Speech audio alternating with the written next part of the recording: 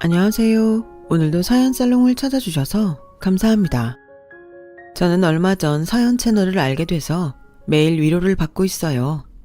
사연이 제 이야기 같을 때도 있어서 들으며 화도 냈다가 울었다가 하곤 있답니다. 제가 첫 결혼을 실패한 아픔이 있거든요. 세월이 이만큼 지나왔어도 생각해보면 아플 때가 있답니다. 저는 대학을 졸업하고 평범한 회사를 다녔어요. 저희 집은 제법 규모가 있는 식당을 하고 있었죠.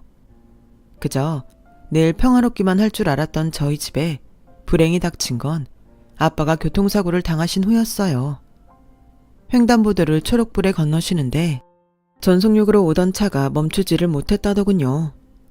운전자는 저희에게 잘못했다며 수없이 사과를 하였고 수술비와 치료비도 주었어요. 양심이 없는 사람은 아닌 게 불행 중 다행이었죠.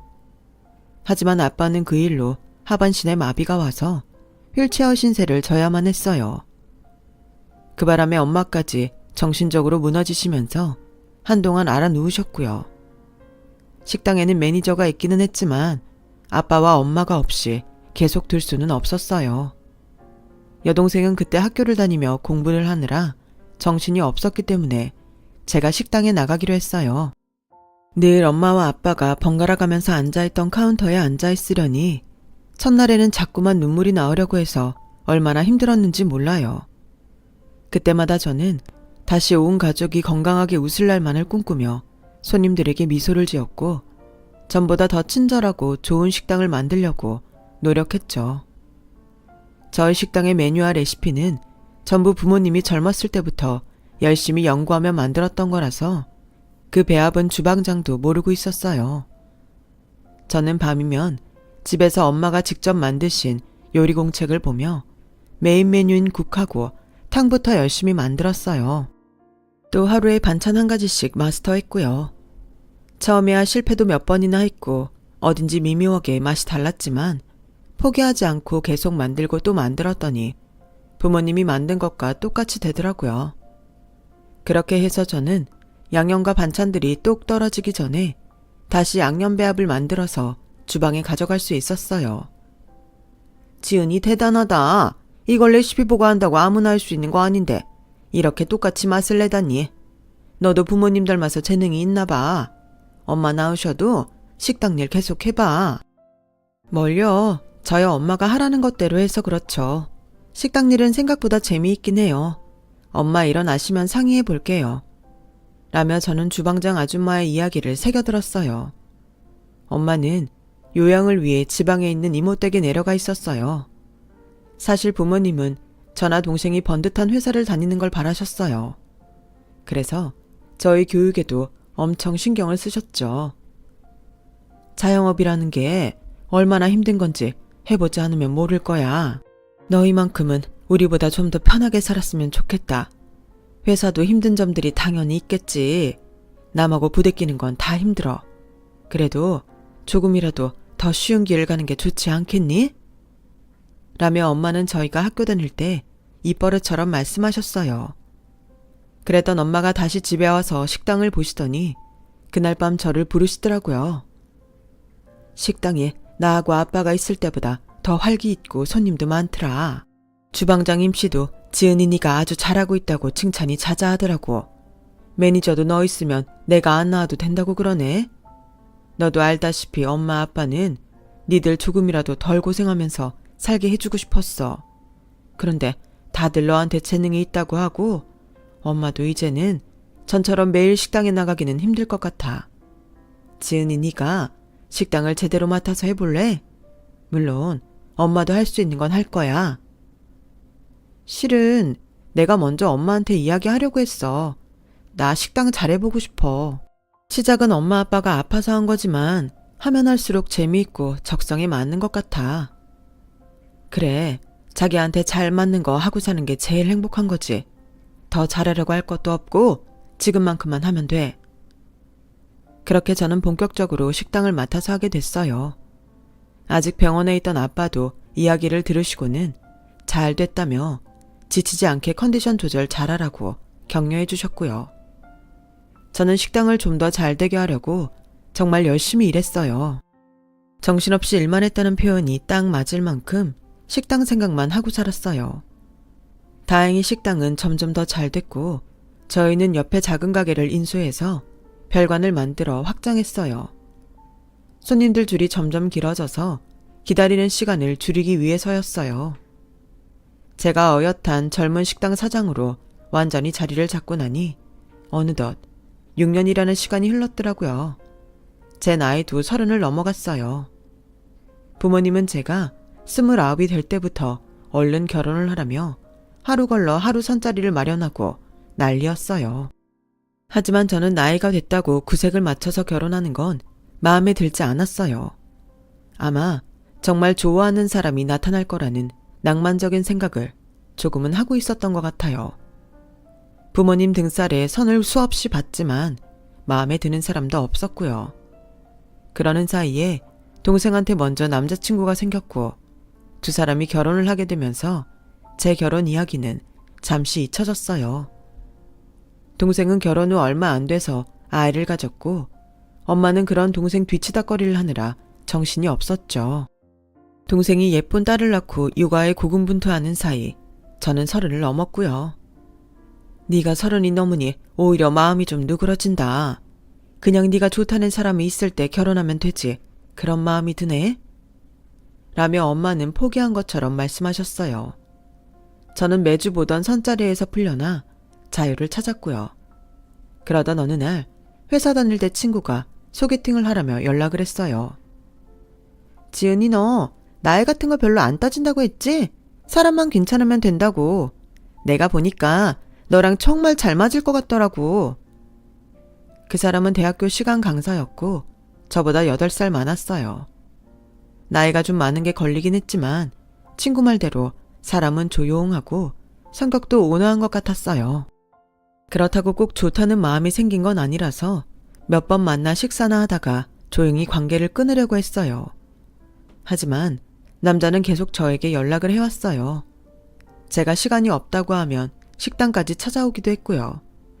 소심해 보이던 사람이 끈질기게 저를 만나려고 하는 걸 보니 제 마음이 열리더라고요. 내가 지금은 시간 강사지만 곧 정식으로 모교에서 일하게 될 거야. 그러니까 나 믿고 결혼해줘. 나는 너보다 더 좋은 여자 못 만날 것 같아. 내가 직업 때문에 상훈 씨 피했던 거 아니에요. 그때는 확신이 별로 없어서 그랬던 거죠. 지금이야 상훈 씨 만나온 시간도 있고 저도 결혼해도 나쁘지 않을 것 같아요. 진짜지? 나 지금 꿈꾸는 거 아니지? 분명히 말했다. 나랑 결혼한다고. 나중에 딴 말할 게 없기다. 딴말 안 해요. 꿈도 아니고요.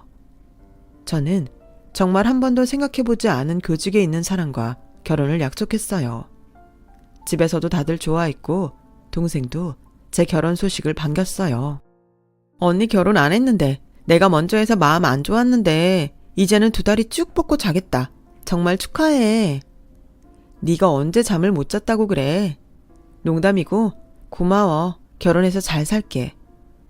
저희는 서로 집을 찾아가서 인사를 드렸고 상견례도 무사히 마치고 결혼 준비를 계속 이어갔어요. 남자 어머니는 중학교 교사였고 아버지도 초등학교 교감으로 있다가 얼마 전에 돌아가셨다고 하더라고요. 시어머니는 자기 집안이 교육자 집안이라는 걸 엄청 강조했어요. 굉장히 자부심을 갖고 있더라고요. 웬만하면 저희도 같은 교육자 며느리 맡고 싶었지만 상훈이 짝은 따로 있었다 생각하며 받아들이고 있어요. 앞으로는 저희 집안 체면까지 생각하셔서 모든 행동거지를 조심해 주셨으면 합니다. 걱정하시는 마음은 잘 알겠습니다. 저희도 그렇게 경우 없게 아이들 키우지 않았고 남들한테 패기치지 않으려고 노력했습니다. 신경 쓰실 일은 없을 거예요. 시어머니와 엄마가 한복 맞추는 데에서 하는 대화를 듣고 마음이 불편하기는 했지만 처음이니 서로 맞추자는 의미겠지 했어요. 시간이 또 흘러 저와 남편은 결혼을 했고 시댁과 얼마 멀지 않은 곳에 신혼살림을 차렸어요. 집을 구할 때 식당과의 거리를 최우선으로 했는데 시어머니가 1년만이라도 자기네랑 좀 가까운 데 있자고 하시더라고요. 그래도 우리 집 식구로 들어오는 건데 젊은이들은 구식이라고 하겠지만 우리 나이 먹은 사람들은 그게 아니거든. 자꾸 봐야 더 친해지고 정도 드는 거잖아. 니네 식당 거리만 생각하지 말고 상훈이 학교도 생각하고. 엄마, 나는 아직 학교 여러 군데 나가니까 지은이 식당 먼저 생각하는 게 나아. 너도 곧 니네 모교로 들어갈 건데 뭐 내 말대로 해라. 그래서 결국에는 시댁하고 식당하고 적당한 거리가 있는 곳에 집을 구하게 됐죠. 하지만 시어머니가 가까운 데에 집을 얻으라고 한 데는 다른 뜻이 있었어요. 결혼 전에는 남편이 한 번도 내색한 적이 없어서 까맣게 모르고 있던 일이었어요. 바로 제사가 어마어마하게 많다는 거였어요. 남편은 그야말로 종갓집 종손이었고 한 달에 한 번은 제사가 있더라고요. 어떤 달에는 3번이나 있었어요. 당신은 이런 얘기를 안 해주면 어떡해. 어머니가 아예 제사만 쫙 표시해서 제사 달력이라고 주시는데 내가 얼마나 당황했는지 알아? 얘기하고 싶었는데 이렇게 펄쩍 뛸 게 눈에 훤히 보여서 입이 안 떨어졌어. 미안해. 놀라게 할 생각은 아니었는데 그러면 나랑 결혼 안 한다고 할까봐 그랬지. 알고 보니 이 사람이 그 나이 되도록 결혼을 못했던 게 단순히 인연을 못 만났거나 직업이 불안정해서가 아니었더라고요. 이 집이 제사 드리는 횟수를 알고는 다들 친해지기 전에 아예 칼같이 정리를 했던 거였어요. 저는 너무 기가 막혀서 남편을 소개해준 친구한테 전화를 했죠. 진짜야? 난 그런 거 꿈에도 몰랐어. 난 그냥 영어 회화 모임에서 몇 달 동안 본 거였고 사람이 조용하고 인상도 괜찮아서 너랑 잘 맞겠다고 생각했던 거지. 어떡하냐? 제사 달력까지 준 거면 시어머니가 너 보고 제사할 때마다 오라는 거지? 야, 난 진짜 정말 몰랐는데 그 얘기 들으니까 너무 미안해진다. 몰랐다는데 내가 뭘 어쩌겠니? 됐어. 나도 이런 걸로 그동안 좋아했던 사람 싫다고 하는 것도 웃기고. 알았어. 하며 전화를 끊었지만 정말 독박 쓴 기분은 떨칠 수가 없었어요. 시어머니는 바로 그 달에 있는 제삿날 전부터 저한테 전화를 수차례나 하셨어요.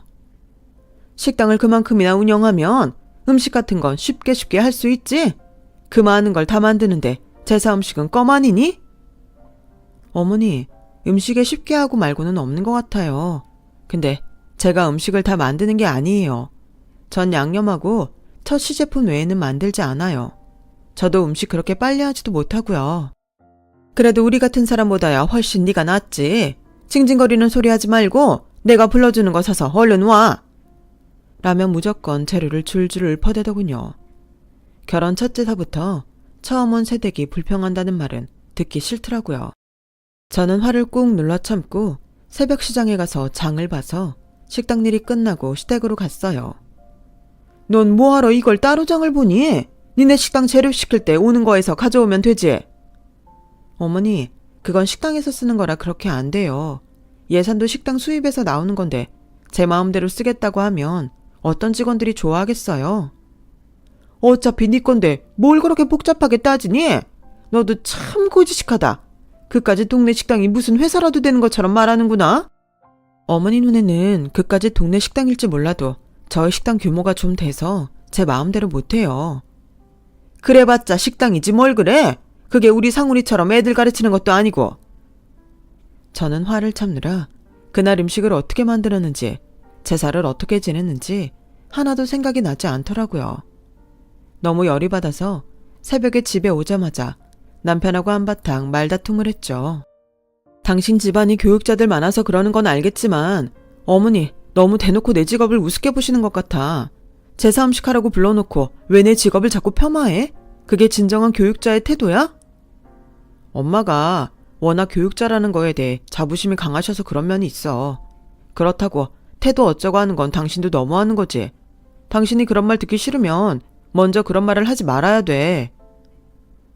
지금 그게 말이 된다고 생각해? 먼저 시작한 건 당신 어머니야. 당신 어머니라니 말 조심해. 이제 당신한테도 어머니잖아. 당신이 식당 일을 해서 그러는 게 아니라 당신이야말로 태도가 안 돼 있으니까 엄마가 그렇게 말씀하신다는 생각 안 해?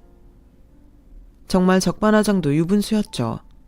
저는 그날 당장 집에서 뛰쳐나가고 싶었어요. 엄마한테 안겨서 펑펑 울고 싶더라고요.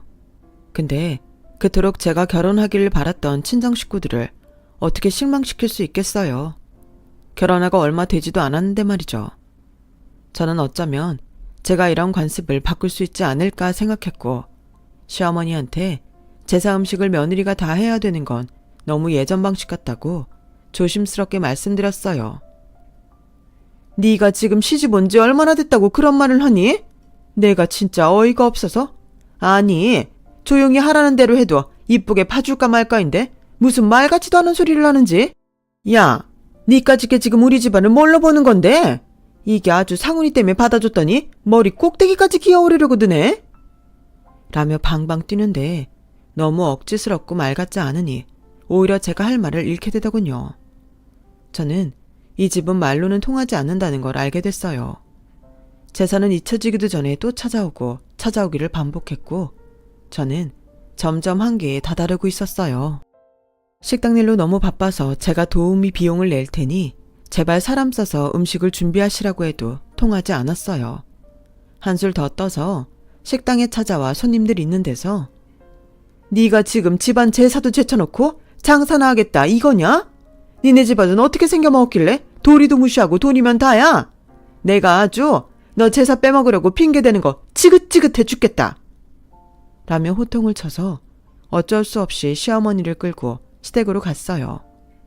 혹시라도 오늘 일이 부모님 귀에 들어가기라도 하면 속상해하실 것 같아서 매니저와 직원들한테 절대 이야기하지 말라고 신신당부하는 것도 잊지 않았죠. 그럼에도 남편은 번번이 자기 엄마 편만 들더라고요. 나는 당신이 이해심이 참 많은 사람이라고 생각했어. 그런데 어떻게 항상 집안을 시끄럽게 만들어? 이제 이 집 사람이니 우리 집안 제사가 당연히 중요한 거 아니야? 당신 참 말 잘한다. 결혼 전에는 이렇게 술술 말이 나오는 사람인 줄 몰랐네. 당신네가 그렇게 오르면 이해심 있는 여자한테 지금 한 말 다 하고 결혼하자고 하지 그랬어. 왜 날 속이고 결혼해? 속이다니. 말 조심해. 아우, 진짜 장사만 하던 사람이라 그런가? 왜 이렇게 말이 험한지 모르겠네. 그 무렵 저한테 남편을 소개시켜준 친구한테 연락이 왔었는데 남편이 38이 되도록 결혼 못했던 게 바로 이런 집안 분위기 때문이었다네요. 내가 너한테 제사 이야기 듣고 너무 놀라서 좀 알아봤었거든. 근데 그 집이 꽉 막힌 걸로 유명했나 보더라. 그 남자 어머니 친구들도 자기 딸은 그 집에 안 준다고 대놓고 말할 정도였대. 나 너무너무 미안하다. 좀 더 잘 알아봤어야 됐는데. 네가 고의로 그런 것도 아니고 이제 와서 뭘 어쩌겠어. 매일 이혼하고 싶은 마음이 굴뚝 같았지만 어떻게든 참고 살아보려고 했죠. 어쩌다가 TV에 제사 줄줄이 지내는 시댁 이야기가 나와도 21세기에 그런 집이 진짜 있을까 하고 믿지 않았는데 그게 바로 제 현실이 될 줄 누가 알았겠어요. 그러면서 또 바라는 건 많더라고요. 니네 식당 분점 낸다며? 그거 누가 할지 안 정했으면 우리 사기네가 하면 딱 좋을 것 같다. 우리 양서방이 교사가 너무 힘들다고 관뒀거든. 근데 언제까지 놀고만 있을 수도 없고 이제 기운도 차렸으니 일을 할 수 있지 싶네. 저는 알겠다고 했어요. 사실 얕은 계산을 속으로 좀 했죠.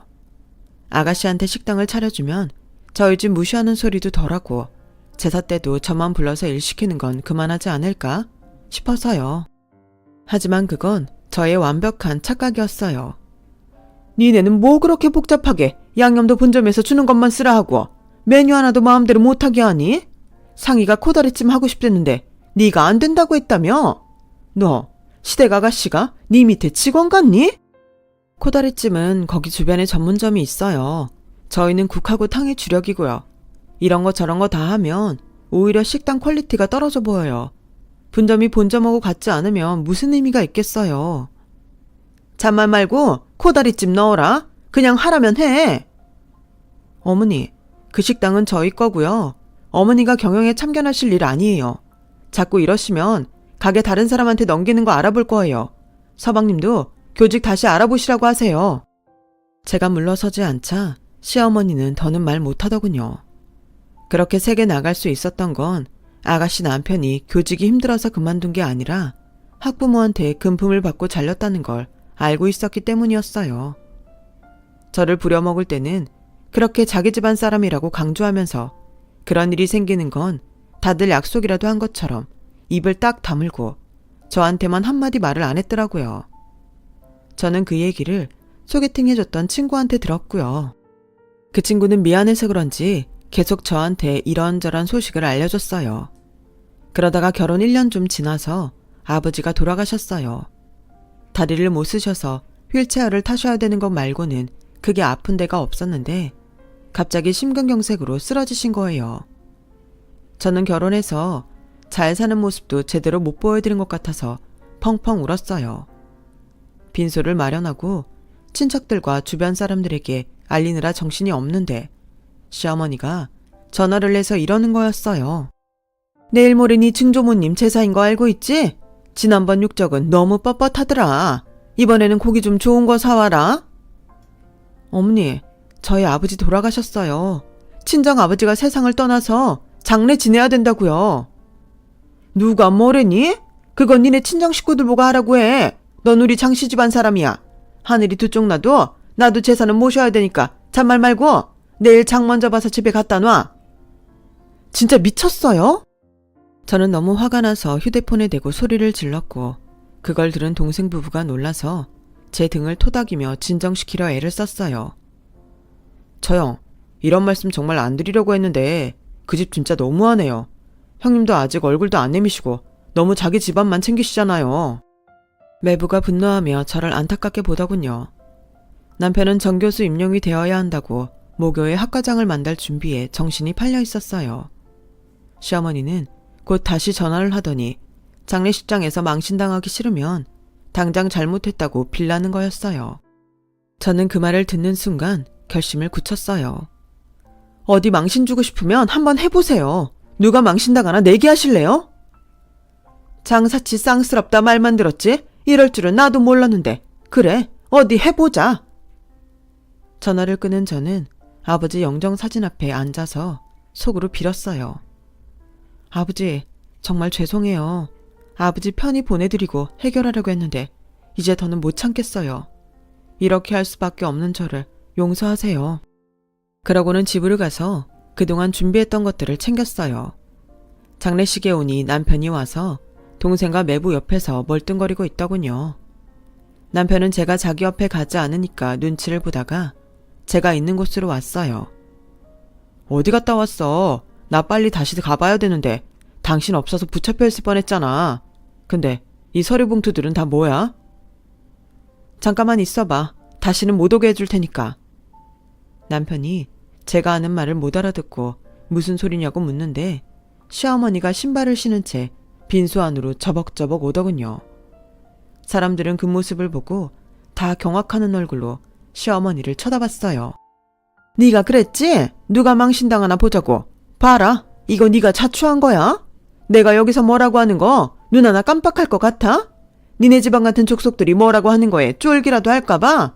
어림없어. 앉아보세요. 저는 냉정하게 말하고 있었지만 엄마가 오셔서 이 꼴을 보기 전에 얼른 끝내고 싶어 조바심이 났어요.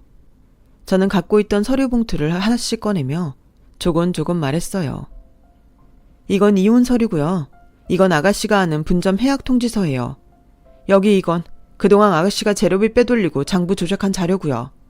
여기에는 어머니가 집안 제사 장부라고 했던 거 영수증이랑 내용 증명이에요.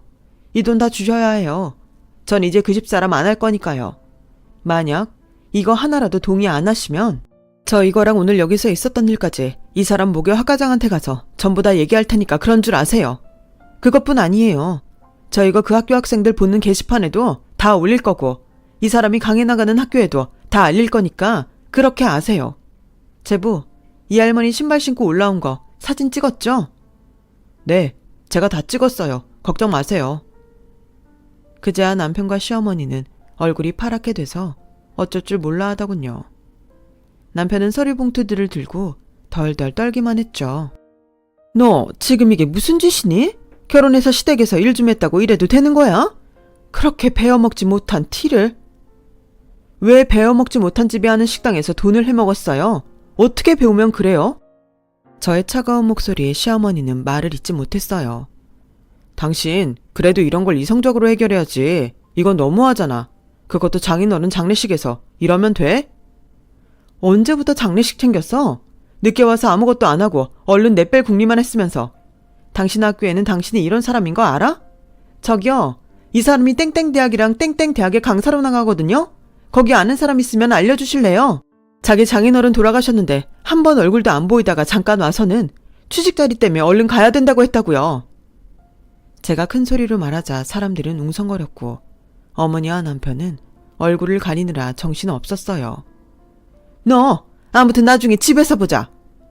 아니요. 거기서 볼 일 없으니까 여기서 다 듣고 가세요.